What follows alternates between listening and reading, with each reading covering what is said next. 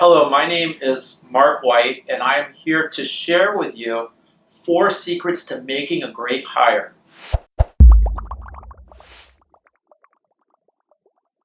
One of the most frustrating things I hear from business owners and from people who own practices is, hey Mark, it's very hard to make a good hire. And I've really had my share of bad hires back in the day, and there are 4 things I do to reduce risk.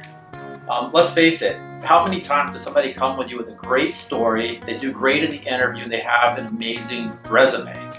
What I've learned is generally people with an amazing resume have a lot of time on their hands to polish that resume. I find very little correlation between having a great resume and being a great interviewer and actually performing well on the job. So what I actually look for beyond that is, does this person have a great attitude? I've hired people in the past that check out all the boxes, they come in and they do the work, but they have such a negative attitude that it basically contaminates everybody else and the company.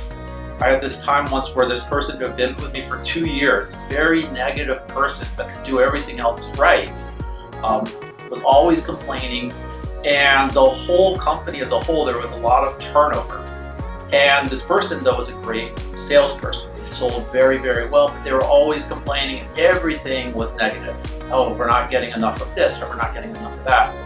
I ended up letting the person go, thinking we were going to lose revenue because of this salesperson's production. And what happened was the exact opposite. Because this person left, everybody else in the company performed better.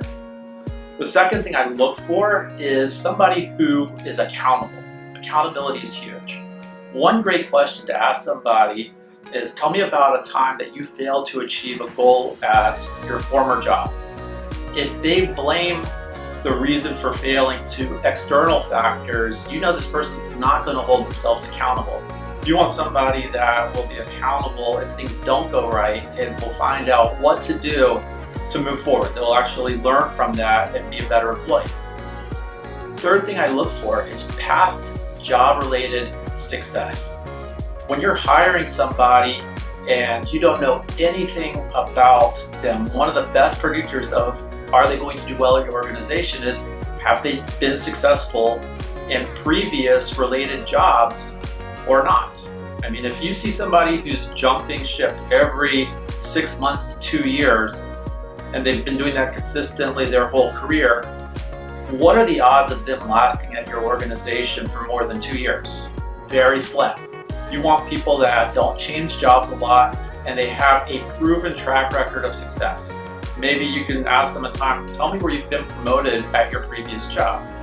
And again, like checking references is huge to make sure that what they're saying is actually backed up by the people they worked for. The final thing you want to do is look for a cultural fit. Every company has a culture. Some companies define their culture using values. Our values are cool, creative, caring, and committed. When we hire somebody, we are looking for people who share the same values. We want people that are also cool, creative, caring, and committed.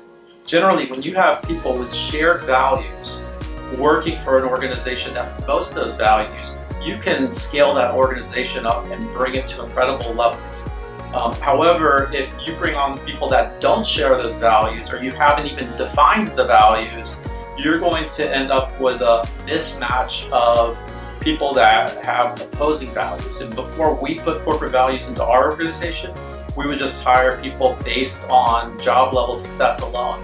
And sometimes you find people that are very negative, somebody that is not committed, they don't care, they're not creative, whatever it is. When they start mashing, you can't build that organization. You're going to be just dealing with a lot of drama.